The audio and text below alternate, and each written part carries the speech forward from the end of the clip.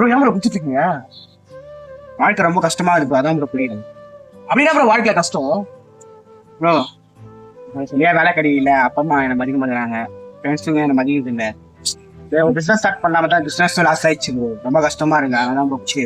Bro குடிச்சா மட்டும் சரியாயிடுமா bro வாழ்க்கையில? இல்லை ப்ரோ குடிச்சிட்டு இருக்கீங்க, உடம்பு தான் ப்ரோ லாஸ் ஆகும் ப்ரோ. இப்போ குடிச்சேன்னா அப்படியே மறந்துடும் ப்ரோ. அப்ப நாளைக்கு அதே யோசனை வந்துச்சுன்னா மறுபடியும் குடிச்சிட்டோம்னா அப்படியே மறந்துடும் ப்ரோ. அதுதான் ப்ரோ எல்லாம் குடிச்சா மட்டும் வந்து எதுவுமே மாறிடாது ப்ரோ. புரியுதுங்களா?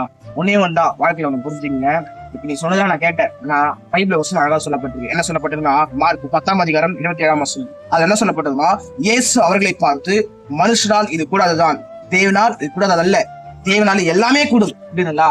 மனுஷனால் வந்து விடாம இருக்கலாம், ஆனா தேவனால் எல்லாமே கூடும். மனுஷன் நம்புனீங்க, ஏமாந்து நிக்கிறீங்க, இன்னைக்கு இந்த காரியத்துல சூழப்பட்டிருக்கீங்க. ஆனா நீங்க கர்த்தரை ஏற்றுக்கொள்ளும் போது, அவர் வார்த்தை கேட்கும் போது எல்லாமே